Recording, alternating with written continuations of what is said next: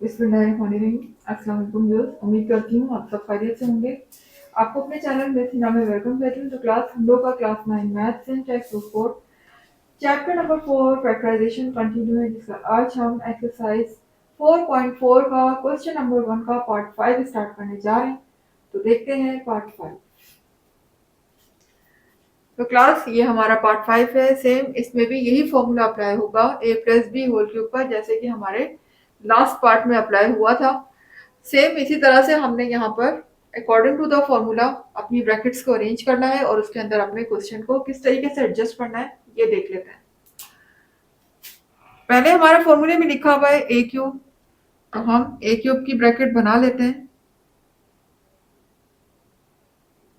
उसके बाद फिर प्लस का साइन 3 है, ए स्क्वायर है। ए स्क्वायर का मतलब ब्रैकेट का क्यूब। ए हमें अभी नहीं पता, हम अपने क्वेश्चन के हिसाब से वैल्यूज को खुद अरेंज करेंगे। उसके बाद फिर प्लस का साइन, फिर 3, फिर ए की ब्रैकेट और फिर बी की ब्रैकेट का स्क्वायर, फिर प्लस का साइन और फिर बी की ब्रैकेट का क्यूब। ठीक है क्लास, तो इस तरीके से मैंने अकॉर्डिंग टू द फॉर्मूला अपनी ब्रैकेट्स को अरेंज कर लिया है। अब मैं वैल्यूज को पुट कर लेती हूँ। ये देखिएगा ऊपर मेरा लिखा हुआ है 1, तो 1 का क्यूब आपको पता है क्या होता है, 1 ही होता है। जबकि 27 किसका परफेक्ट क्यूब है, 3 का। 3 को अगर मैं 3 टाइम मल्टीप्लाई करती हूँ तो क्या आ जाता है, 27। तो मैं यहाँ पर क्या लिखूंगी, 3। ठीक है, क्यूब जब 3 पर अप्लाई होगा अगेन 27 आ जाएगा। और इसी तरह से पहले आप अरेंज कर लें लास्ट टर्म को। तो लास्ट टर्म मेरी क्या है, y की पावर 6 है, लेकिन यहाँ पर मेरी होल पावर क्या बनी हुई है, 3। अब मैं इस पावर को किस तरीके से ब्रेक कर सकती हूँ कि मेरी होल पावर पे कोई फर्क ना पड़े, यानी पावर मुझे 6 भी मिल जाए और होल पावर मेरी 3 भी रहे। तो मैं अंदर इसकी पावर को 2 लगा सकती हूँ। अगेन जब 2 3 से मल्टीप्लाई होगा तो दोबारा से 6 आ जाएगा। ठीक है ना। तो अब देखिए मुझे पावर भी वही मिल गई 6 और होल क्यूब भी मिल गया मुझे फॉर्मूले के मुताबिक। ठीक है, अब देखिए मुझे ए मिल गया, मुझे लास्ट टर्म बी मिल गया। तो अब मैं अकॉर्डिंग टू द फॉर्मूला जहां पर ए है वहां अपनी वैल्यू को इसको पुट कर दूंगी और जहां बी है वहां इस वैल्यू को पुट कर दूंगी। तो ए के प्लेस में मेरा आ जाएगा 1/3, जबकि बी के प्लेस में मेरा आ जाएगा वाई स्क्वायर। सेम इसी तरह से यहाँ भी मेरा ए की प्लेस में 1/3 और बी के प्लेस में वाई स्क्वायर। ठीक है, अब मुझे इसको फॉर्मूला में करना है क्लोज। तो देखिए ये पूरी 4 टर्म्स किसके इक्वल है, ए प्लस बी होल क्यूब के। तो जहां ए लिखा हुआ है वहां मेरा क्या लिखा हुआ है, 1/3 का होल क्यूब। इसी तरह जहां मेरा बी लिखा हुआ है वहां पर मेरा क्या लिखा हुआ है, वाई स्क्वायर। तो मैं ए के प्लेस में लिख सकती हूँ 1/3 प्लस का साइन और फिर बी के प्लेस में मैं क्या लिख सकती हूँ, वाई स्क्वायर, ब्रैकेट क्लोज। और उसके बाद पावर क्या लगी हुई है, होल क्यूब, हम भी लगा देंगे होल क्यूब। ठीक है, और यही मेरा क्या हो जाएगा, आंसर।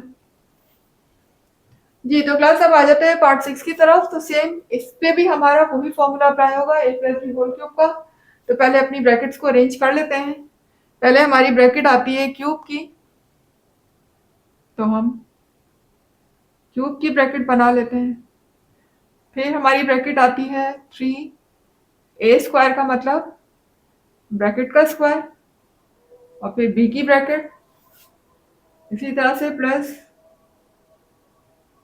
ए की ब्रैकेट और बी की ब्रैकेट का स्क्वायर, फिर इसी तरह से लास्ट टर्म यानी बी की ब्रैकेट का होल क्यूब।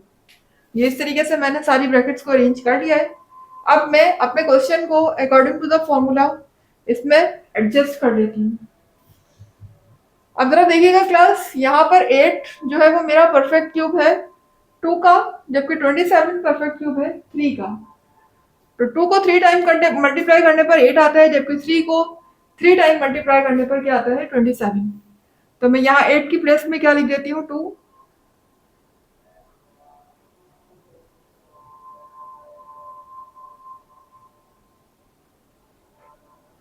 और 27 की प्लेस में आ जाएगा 3, जबकि एक्स के ऊपर तो क्यूब लगा हुआ है तो x को हम सिर्फ यहाँ पर कॉपी कर देंगे। तो ये क्यूब जब अंदर आएगा तो ये सब पर अप्लाई होगा, तो अगेन मेरे पास यही वैल्यू आ जाएगी। इसी तरह से लास्ट टर्म देख लीजिएगा, 27 किसका परफेक्ट क्यूब है? 3 का, और 8 2 का, और y के ऊपर ऑलरेडी क्यूब है तो y हम जस्ट कॉपी कर देंगे। अब जहां जहां a है वहां मेरी ये वैल्यू आ जाएगी, और जहां b है वहां मैं इसको पुट कर दूंगी। तो फॉर्मूले के मुताबिक जहां a है वहां मैं क्या लिखूंगी? 2/3x, और जहां b है वहां मैं क्या लिखूंगी? 3/2y। इसी तरह से यहां भी हो जाएगा 2/3x, यहां भी हो जाएगा 3/2y।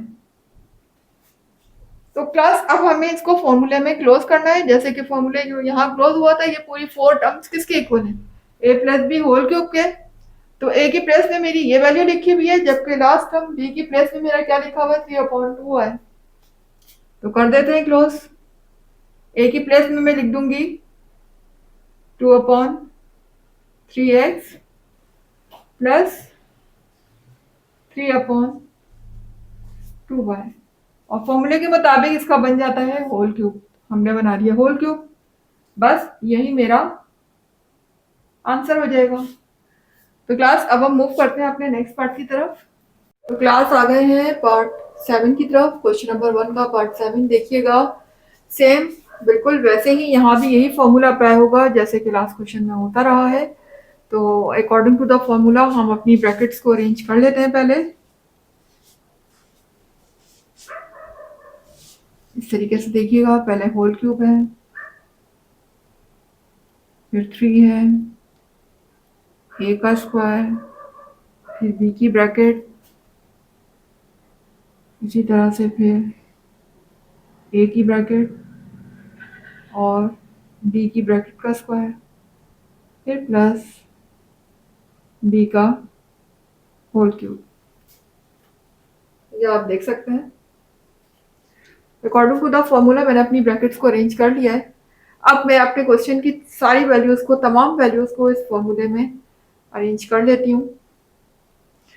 तो क्लास देखिएगा, यहाँ पर लिखा हुआ है 64/27, और मुझे इनके परफेक्ट क्यूब चाहिए। सॉरी, ये किसके परफेक्ट क्यूब है?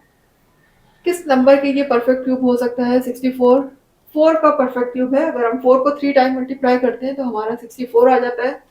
तो मैं यहाँ पर 64 की प्लेस में क्या लिख सकती हूँ? 4।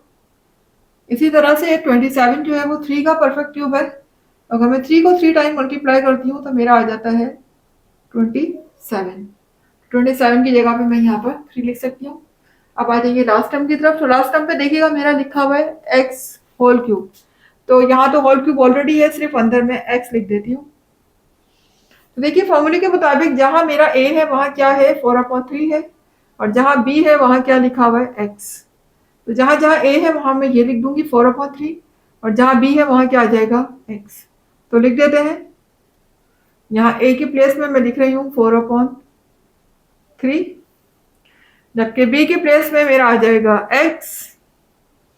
सेम हेयर, यहाँ भी ऐसी करेंगे हम 4/3, और यहाँ पर आ जाएगा x। देखिए मैंने फॉर्मूले के मुताबिक अपनी वैल्यूज को पुट कर दिया है। अब कुछ भी नहीं करना, मुझे इस फॉर्मूले को पूरे को क्या करना है? क्लोज फॉर्म में लिखना है, इस तरीके से a plus B whole cube. तो जहां a है वहां फर्स्ट वैल्यू, और जहां b है वहां लास्ट वैल्यू। तो कर देते हैं। फर्स्ट वैल्यू मेरी क्या है? 4/3, बीच में है प्लस का साइन, और फिर लास्ट वैल्यू मेरी क्या है? x, और उसके बाद होल क्यूब। बस यही मेरा आंसर हो जाएगा। अब आ जाते हैं पार्ट 8 की तरफ। तो पार्ट 8 को भी हम पहले according to the formula brackets बना लेते हैं। पहले हमारी ब्रैकेट्स बनेगी a क्यूब, उसके बाद प्लस a का स्क्वायर है, फिर b की ब्रैकेट, उसके बाद प्लस a b का स्क्वायर, और फिर b का क्यू। ठीक है, इस तरीके से देखें मैंने अपनी सारी ब्रैकेट्स को पहले अरेंज कर लिया है और अब मैं अकॉर्डिंग टू द फॉर्मूला अपने क्वेश्चन की तमाम वैल्यू को इन ब्रैकेट्स में एडजस्ट कर लेती हूँ। किस तरीके से होंगी देखें, z के ऊपर तो ऑलरेडी क्यूब लगा हुआ है, तो z को तो मैं ऐसे ही लिख दूंगी।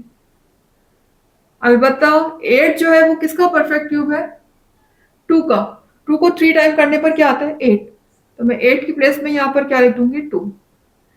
इसी तरह से यहाँ देखिएगा लास्ट टर्म, देखिए फर्स्ट टर्म और लास्ट टर्म को अरेंज कर दिया करें, ये वाली टर्म बेच की खुद ब खुद आ जाएंगी।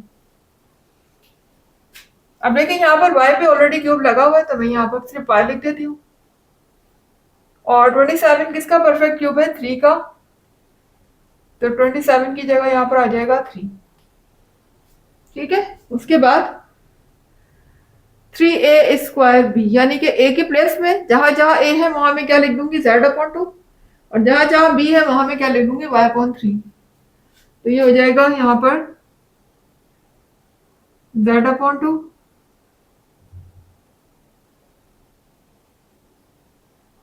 y/3।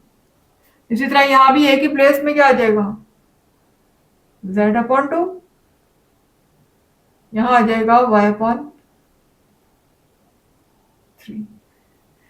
ठीक है क्लास, ये देख लीजिए फॉर्मूले के मुताबिक मैंने अपनी सारी वैल्यूज को अरेंज कर लिया है। अब मुझे इसको फॉर्मूले में क्या करना है, क्लोज करना है। और क्लोज करने के लिए मुझे कौन कौन सी टर्म चाहिए होंगी, first term plus last term. First term मेरी क्या है z/2, और लास्ट टर्म मेरी क्या है y/3, और फिर मैं कर दूंगी इनका होल क्यूब। यही मेरा आंसर हो जाएगा। और क्लास यहीं पर मेरा ये क्वेश्चन नंबर 1 भी हुआ कंप्लीट। उम्मीद है कि आपको फॉर्मूला और फॉर्मूले को कैसे अप्लाई करना है ये सारी बातें बहुत अच्छे तरीके से समझ आ गई होंगी। इसकी बहुत अच्छी सी प्रैक्टिस कीजिएगा। नहीं समझ आए वीडियो को दोबारा से रिवाइंड करके देख के प्रैक्टिस जरूर कीजिएगा, इंशाल्लाह जरूर समझ आएगी। और वीडियो पसंद आई तो चैनल को सब्सक्राइब करके बेल आइकन को हिट कीजिएगा, और पे क्लिक करेंगे तो हर नई आने वाली वीडियो को नोटिफिकेशन टाइम पे मिलेगा। इसके अलावा जितना ज़्यादा हो सके वीडियो को शेयर जरूर कीजिएगा। मुझे दीजिएगा इजाज़त, अल्लाह हाफिज।